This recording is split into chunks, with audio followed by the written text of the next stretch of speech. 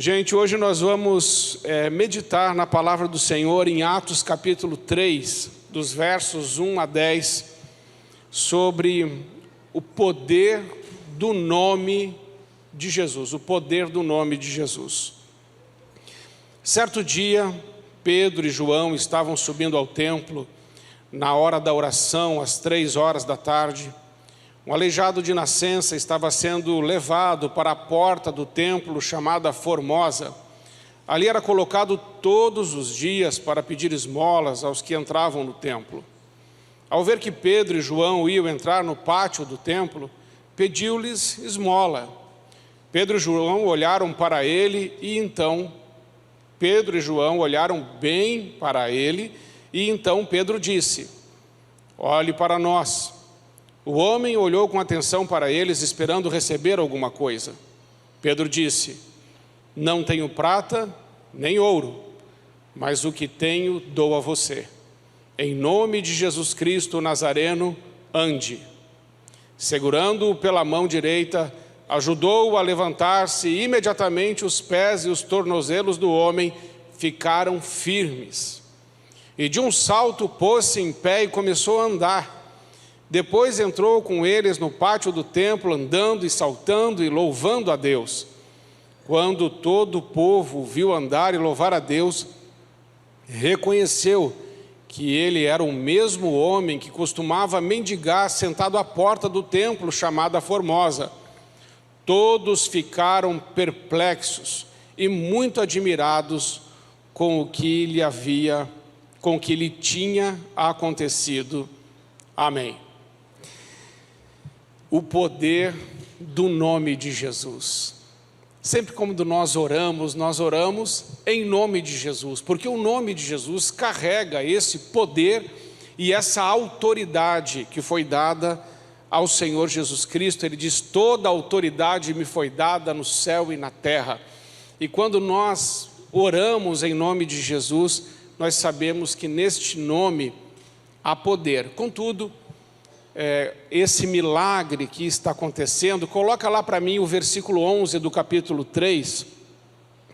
Lá no versículo 11 vai dizer que eles estavam, tudo aconteceu ali no pórtico de Salomão. E essa informação é importante, porque esse lugar onde está acontecendo esse grande milagre, que vai mover muitos corações à salvação, acontece num lugar que Jesus já tinha pregado, feito milagres, feito obras tremendas, mas as pessoas não creram. Isso está lá em João capítulo 10, a partir do verso 23, diz assim: e Jesus estava no templo caminhando pelo pórtico de Salomão. Os judeus reuniram-se ao redor dele e perguntaram: até quando nos deixará em suspense? Se você é o Cristo, diga-nos abertamente. Jesus respondeu: eu já disse, mas vocês não creem. As obras que eu realizo em nome de meu Pai falam por mim. E ali Jesus, ele continua falando, explicando, mas os homens não creem. E chegam a chamar Jesus de endemoniado aqui nesse texto de João 10. Contudo, Jesus, ele sofre com essas coisas, porque ele veio para trazer vida e vida em abundância. Ele veio para nos salvar dos nossos pecados. E Jesus está ali naquele pórtico de Salomão falando: olha, eu sou o Filho de Deus, eu vim salvar você, eu vim tirar você de uma vida de pecado, de miséria, de dor. Eu vim agora fazer uma ponte, estabelecer uma conexão entre você e o Pai. Porque depois ele diz em João 14:6, eu sou o caminho, a verdade e a vida. E ninguém vem ao Pai senão por mim. E Jesus estava ali ensinando. Mas Jesus não estava só pregando aos ouvidos, mas Jesus também estava pregando aos olhos. Porque Jesus estava ali fazendo grandes sinais, maravilhas, milagres, curando, transformando histórias. E Jesus vai dizer assim: olha, eu estou fazendo todas essas coisas, mas vocês não creem. Vocês estão vendo, mas vocês não acreditam.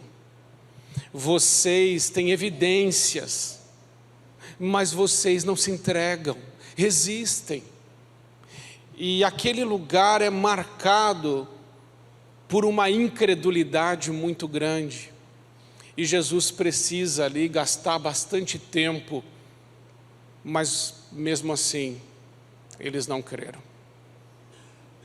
Mas aqui, a palavra de Deus em Atos 3 vai dizer, começa lá no versículo 1, põe para mim, começa assim, certo dia. É certo dia nessa versão? É, certo dia, ou seja, um dia como qualquer outro. Pedro e João, eles estavam indo orar. Eles nem imaginavam o que ia acontecer.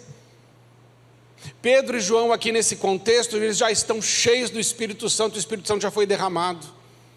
Homens cheios do Espírito Santo buscam uma vida de oração, buscam estar na casa de Deus, buscam a presença de Deus. E Pedro e João estão indo para lá. Na cabeça de Pedro e João, eles estão indo somente orar. Mas no plano de Deus, Deus vai investir de novo nas nossas vidas, naquele pórtico de Salomão mais uma vez. Ele vai dar mais uma oportunidade. Sabe, irmãos, eu vejo uma linha em João 10, 23, chegando em Atos 3 e depois caminhando para Atos capítulo 5, verso 12, que vai dizer lá, os apóstolos realizavam muitos sinais e maravilhas no meio do povo, e todos os que creram costumavam se reunir aonde? No pórtico de Salomão. Esse lugar, lá em João 10, 23, que foi o lugar aonde chamaram Jesus de endemoniado, aonde viram as obras dele, mas não creram, aonde ele foi rejeitado, onde as pessoas, elas viviam uma vida religiosa muito superficial, e não conseguiam se relacionar com Deus. Jesus investe de novo. Em Atos capítulo 3, ele vai encher a vida do Pedro e do João, do Espírito Santo, de uma forma tal, que tem aquele homem que está lá, há mais de 40 anos, é Atos capítulo 4, ali a partir do verso 22, vai nos informar que esse aleijado de nascença, ele está há mais de 40 anos sendo colocado ali.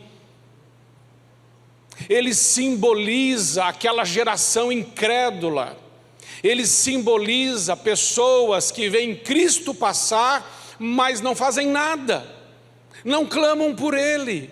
Jesus já esteve antes nesse pórtico de Salomão, aquele aleijado estava lá, mas não foi curado.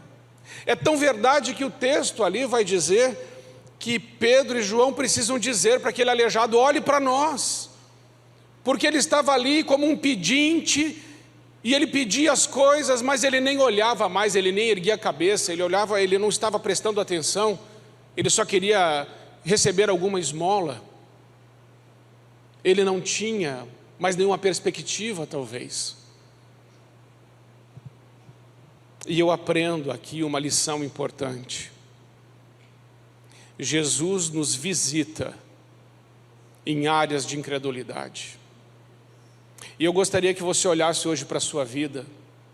Existe alguma área na sua vida que talvez você tenha tomado uma atitude semelhante à daqueles homens de João 10, que não creram naquilo que Jesus disse que poderia fazer?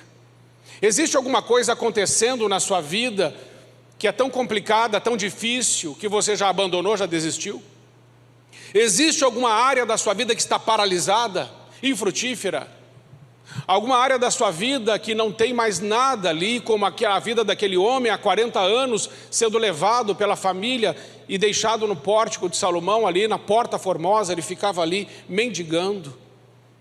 Um homem que não tinha mais dignidade, um homem que não podia andar com as suas próprias pernas e ainda era considerado amaldiçoado, porque no entendimento daquela época, uma pessoa que nascia com a deficiência era resultado de pecado dos pais ou dele mesmo.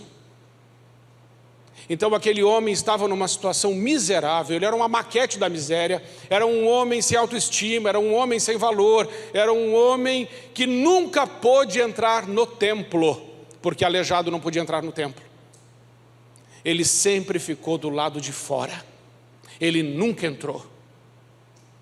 Somente quando Pedro e João, e Pedro cheio do Espírito Santo, e eu entendo que aquilo foi na hora, Pedro não tinha planejado nada, mas Pedro e João estavam cheios do Espírito Santo, e foi Pedro que olhou para aquele homem e disse assim: olha, eu não tenho ouro, eu não tenho prata, mas chamou primeiro a atenção dele e falou assim: olhe para nós, eu não tenho ouro, eu não tenho prata, mas eu tenho alguma coisa maior, eu tenho Jesus para te dar, e esse nome tem poder, e em nome de Jesus, levanta e anda. Sabe, irmãos, eu acho que tem na sua vida, creio que deve ter alguma área na sua vida, que talvez você precise dar uma olhada, bem nos olhos dessa área da sua vida, e dizer assim: em nome de Jesus, levanta e anda. Talvez seja o seu casamento. Olhe para o seu cônjuge e aí diga assim: levanta, homem de Deus, anda. Existem áreas da nossa vida que talvez elas estejam paralisadas. Áreas que a gente tem que lutar, tem que olhar nos olhos. Tem muita gente vivendo problema, mas não olha nos olhos do problema. A palavra de Deus nos ensina que nós precisamos olhar nos olhos daquilo que está nos paralisando e dar uma ordem em nome de Jesus: levanta.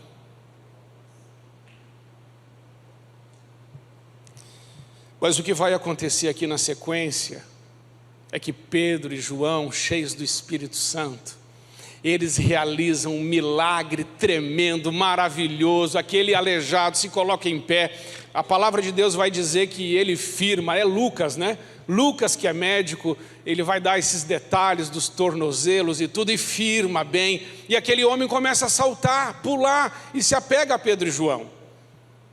E a primeira coisa que vai acontecer, está lá no verso 8, a primeira coisa que vai acontecer é que esse homem é curado, e ele vai entrar onde? Ele vai entrar no templo. Pessoas que se levantam pelo nome de Jesus, a primeira atitude é se apegar a Deus e a pessoas de Deus. Aquele homem foi levantado pelo poder de Deus, ele não voltou para casa, ele não foi procurar sua família, ele não foi procurar os seus amigos, ele foi glorificar a Deus. Sabe, nós precisamos ser mais gratos. Deus tem feito tanto por nós, e nós precisamos glorificar mais a Deus por tudo quanto Ele tem feito por nós, amém? Às vezes nós estamos na igreja e a Júlia está aqui e se empenhando nesse louvor, e a bondade de Deus, e todos esses louvores maravilhosos, e às vezes a gente louva assim, tão assim, quietinho, batidinho, e nós deveríamos dar umas rajadas de glória, amém? Cadê o Pedro? Amém, Pedro? Porque a gente deve manifestar toda a nossa alegria diante daquele que tem feito coisas tremendas em nós, por meio de nós, na nossa casa e na nossa família. Ele é tão maravilhoso. Mas quando o texto continua, eu não li tudo, depois você pode ler o que vai acontecer no meio dessa festa de fé, desse milagre tremendo.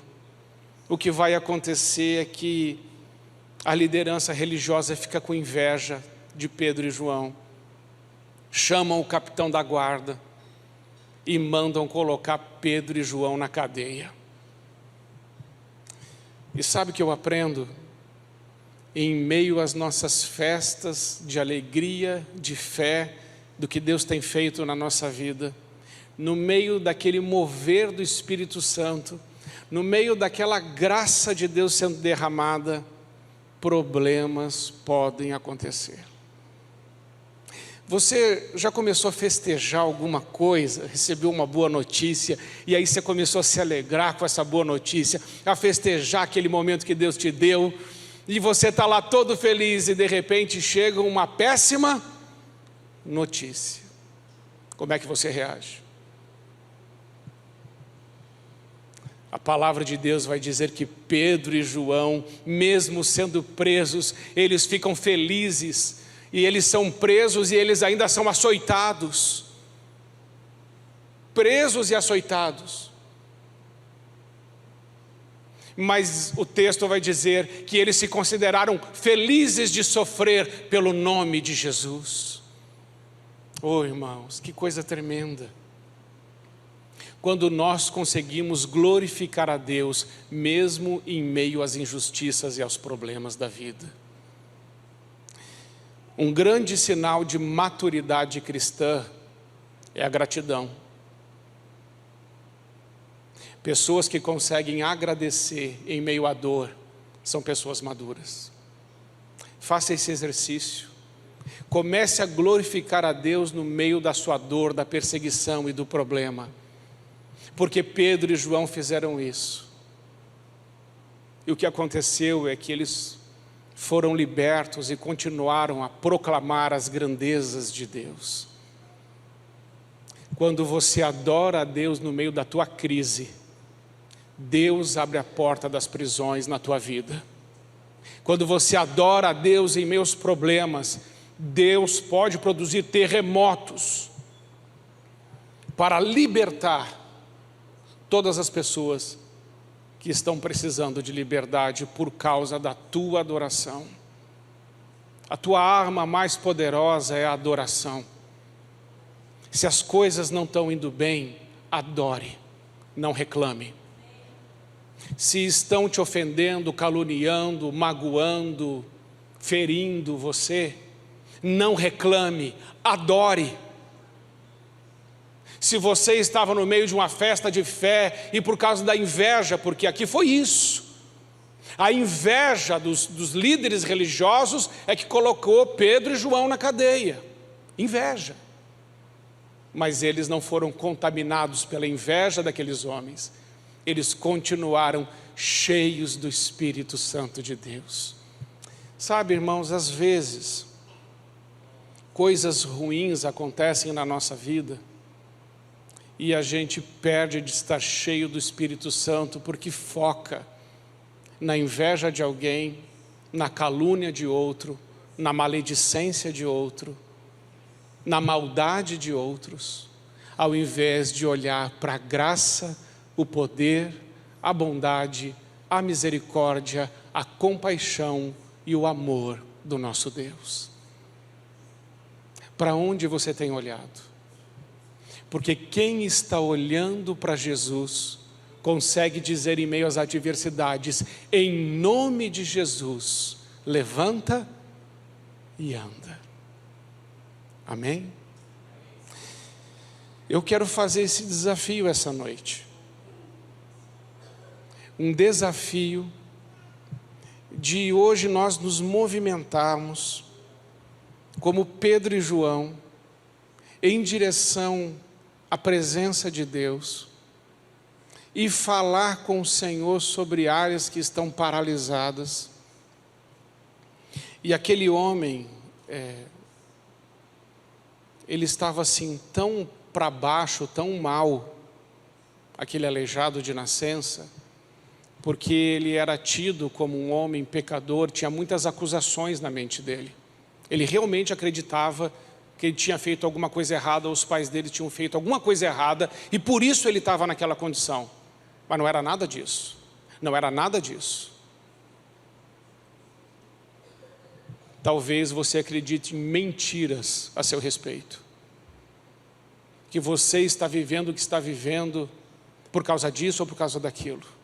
Cuidado com as mentiras, cuidado com o sentimento de culpa, cuidado com as acusações na mente. Deus não te acusa, Deus não te culpa, Deus te chama ao arrependimento e Deus te perdoa. Deus te dá uma consciência tranquila, uma consciência limpa, se você confessar os seus pecados. A culpa nos paralisa, a crítica nos paralisa, a dor nos trava. Mas quando somos libertos pelo poder do nome de Jesus, nós levantamos e nós andamos. Há muita coisa que você precisa fazer. Há muito trabalho que você precisa fazer para Deus. E Deus precisa da igreja dele viva e forte. Uma igreja que se movimenta, uma igreja que não é paralítica, uma igreja que não é esmoleira, uma igreja que é viva, uma igreja que é cheia do Espírito Santo, uma igreja que não é apática, que não é covarde, uma igreja que não é tímida, uma igreja que conhece o Deus que tem e conhece o poder do nome desse Deus, do nome de Jesus. Por isso, irmãos, é que nós precisamos identificar quais são as áreas de paralisia e nos levantarmos cheios do Espírito Santo e dizer assim, em nome de Jesus, levanta e anda, chega, porque Deus tem o melhor para as nossas vidas. Cantamos aqui, não cantamos agora, Deus tem o melhor para mim? Então eu cantei na minha mente, Deus tem o melhor para mim, aquela. Isso é uma coisa que você pode fazer, Deus, o hashtag fica a dica. Quando puder, fique louvando ao Senhor na sua mente, declarando as verdades de Deus. De vez em quando eu estou pensando, tudo posso em Deus que me fortalece. Em outros momentos eu penso, Ele nunca me deixa, Ele nunca me abandona, Ele sempre está comigo. Em outros momentos eu lembro que Ele disse que a minha vida é para ser abundante e plena. Eu creio nele, eu creio no que Ele disse, eu sei que Ele não mente. Mas talvez eu minta para mim mesmo ou acredite na mentira dos outros.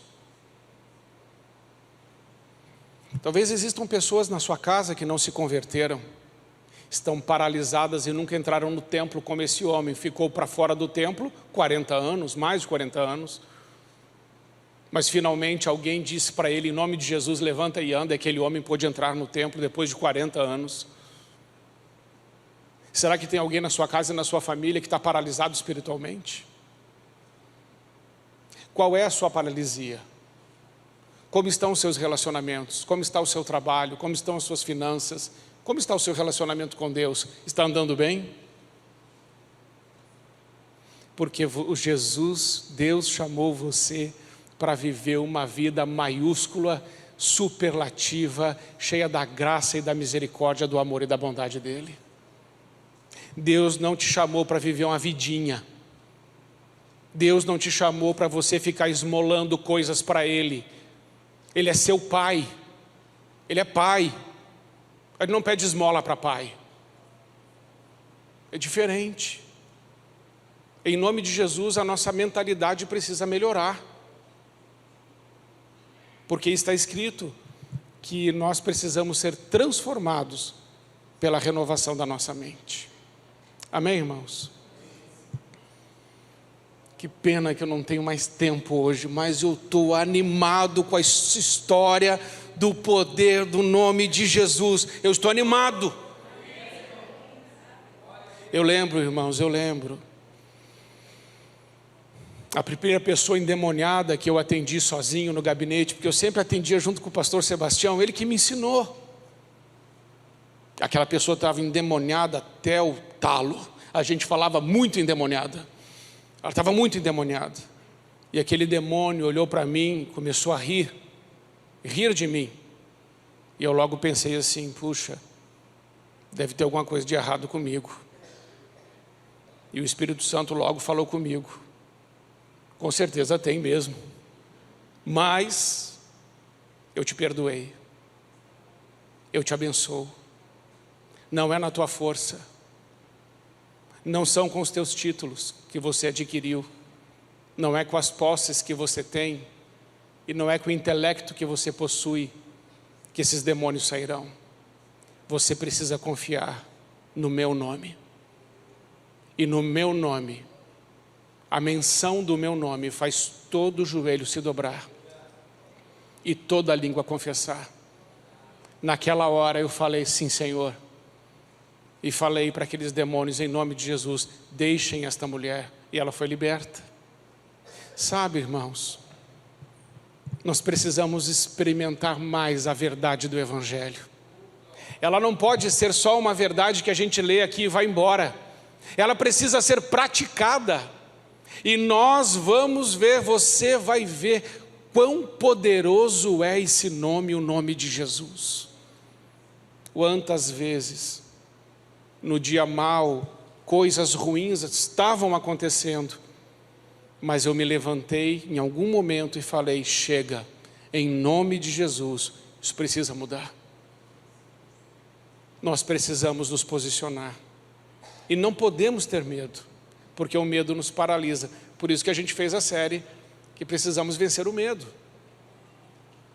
Eu quero desafiar você a vencer todo o medo hoje, toda a incredulidade, acreditar no nome de Jesus, nesse nome que curou esse paralítico, no nome que ressuscitou Lázaro, no nome que abriu os olhos dos cegos, no nome que abriu os ouvidos dos surdos, no nome que é sobre todo nome, o nome que expulsou aquela legião de demônios daquele gadareno, esse nome que é a ressurreição e a vida, esse nome que é a nossa rocha, a nossa força, esse nome que é o nosso escudo e o nosso esconderijo, esse nome que é maravilhoso, que é o do conselheiro, que é o do Deus forte, o Pai da eternidade, o príncipe da paz, que é Jesus. Esse nome do alfa e do ômega, do primeiro e do último, esse nome tem poder. E ele tem poder nos teus lábios, ele tem poder na tua vida, porque o dia que você confessou Jesus como seu único e suficiente Senhor e Salvador, nesse dia você se tornou o templo do Espírito Santo, a casa de Deus, a morada do Altíssimo. Está lá em 1 Coríntios capítulo 6. Quem confessou Jesus foi comprado por ele, não pertence a si mesmo, e é templo do Espírito Santo, é casa de Deus, é santuário do Altíssimo. O mesmo Espírito que estava em Pedro está em você. O mesmo Deus que é o Deus de Pedro é o seu. O mesmo poder que abençoou a vida de Pedro e de João é o mesmo Deus que abençoa a tua vida. Mas se Pedro tivesse ficado calado, se Pedro tivesse ficado intimidado, se Pedro tivesse pensado assim: como que eu vou dizer para esse homem: levanta e anda, como? Mas ele não olhou para ele, ele apenas declarou aquilo que o Espírito Santo mandou fazer. Sabe, irmãos, fé é declarar crendo que o Senhor é poderoso para cumprir as suas promessas na nossa vida. Precisamos dessa fé, a fé no nome de Jesus. Amém? Vamos ficar em pé, e eu quero orar junto com você agora. E quero orar no nome de Jesus. Essa mensagem. O nome de Jesus tem poder. É verdade. É verdade. E poder para transformar aquilo que precisa ser transformado. Poder para romper a paralisia. Poder para restaurar sonhos. Poder para ressignificar histórias. Poder para limpar de toda a sujeira, das mágoas, das feridas, das críticas, das calúnias. Poder para nos fazer entender que somos filhos amados de Deus, e que nós podemos conversar com o nosso Pai e pedir socorro ao nosso Pai. Amém? Então vamos orar isso. Eu quero que você identifique qual é a área da sua vida, por que motivos ou razões você deve vir hoje ao altar e dizer: em nome de Jesus, isso precisa mudar. Em nome de Jesus, essa paralisia precisa parar. Em nome de Jesus, essa incredulidade precisa ter fim. Em nome de Jesus, esse medo precisa ir embora. Em nome de Jesus, a minha casa servirá ao Senhor. Em nome de Jesus, a minha vida vai andar, e vai andar em todas as áreas, mas para a glória de Deus. Qual área você identifica hoje que você precisa ir diante do Senhor, se fortalecer e fazer essa oração? Eu quero orar junto com você. Deixa o seu lugar e vem. Em nome de Jesus, vem.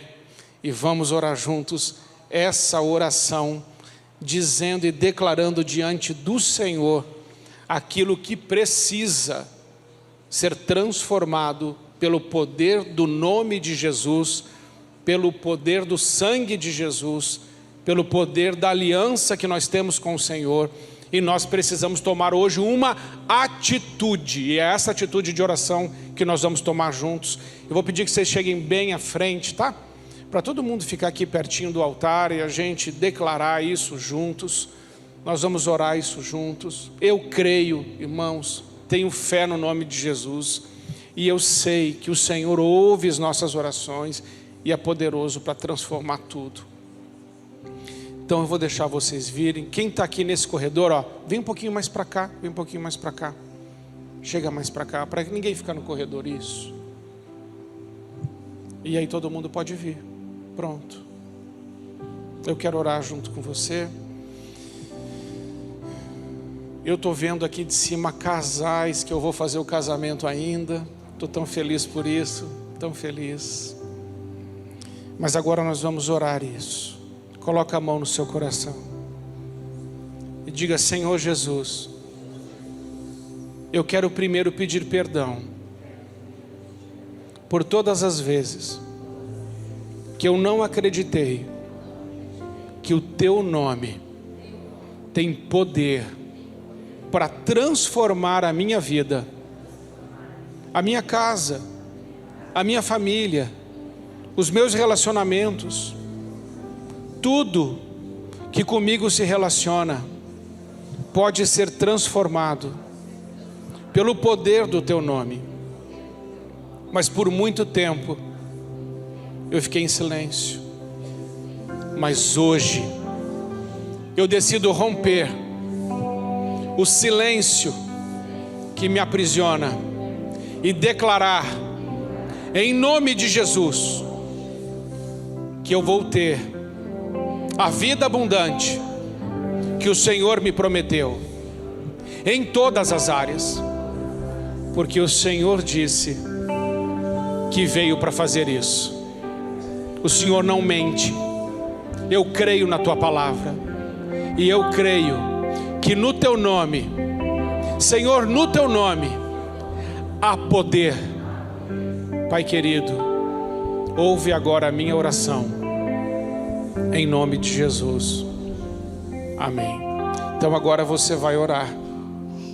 Você pediu perdão pela incredulidade, você disse que você crê, e você crê. Então agora você ora e começa a falar: Senhor, são essas as áreas, é isso, Senhor, que precisa mudar. Senhor, me ajuda nesses lugares da minha vida, com essas pessoas, com essas situações, com essas circunstâncias. Senhor, em nome de Jesus, comece a orar, comece a clamar o nome de Jesus.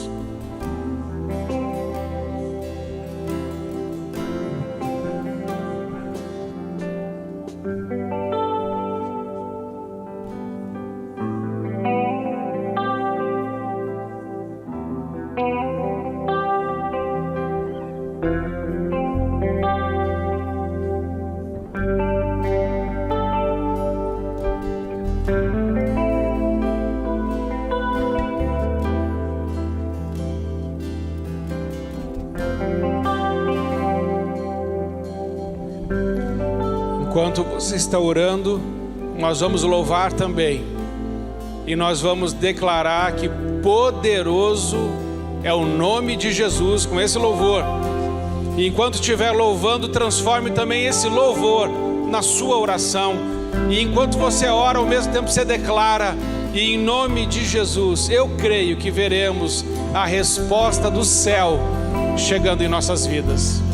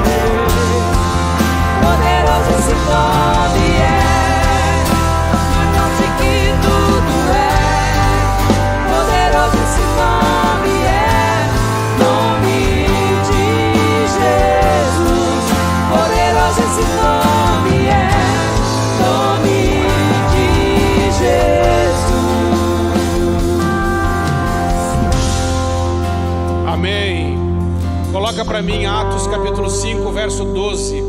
Nós vamos ler até o 16. Irmãos, perceba o que Deus fez. O pórtico de Salomão foi o lugar da incredulidade. O lugar da incredulidade, o lugar da derrota, o lugar da dúvida, o lugar da perda, o lugar onde o tempo passou e não foi reconhecida a visitação do Senhor. Lá no capítulo 10 de João. No capítulo 3 de Atos dos Apóstolos, nós vemos Deus dando uma segunda chance. No capítulo 5, a gente vê o resultado de quando as pessoas creem no nome de Jesus. E é isso que nós vamos ler agora juntos. Vamos juntos. Os apóstolos realizavam muitos sinais e maravilhas no meio do povo. Todos os que creram costumavam reunir-se no pórtico de Salomão. Dos demais, ninguém ousava juntar-se a eles, embora o povo os tivesse em alto conceito. Em número cada vez maior, homens e mulheres criam no Senhor e lhes eram acrescentados. De modo que o povo também levava os doentes às ruas e os colocava em camas e macas, para que pelo menos a sombra de Pedro se projetasse sobre alguns enquanto ele passava. Afluíam também multidões das cidades próximas a Jerusalém, trazendo os seus doentes e os que eram atormentados por espíritos imundos, e todos eram curados. Quantos? Todos, irmãos. Você entende? Não é porque não deu certo na primeira vez. Não deu certo em João 10, deu tudo errado. Lá em João 10 deu tudo errado. Chamaram Jesus até de endemoniado. Eles não entenderam.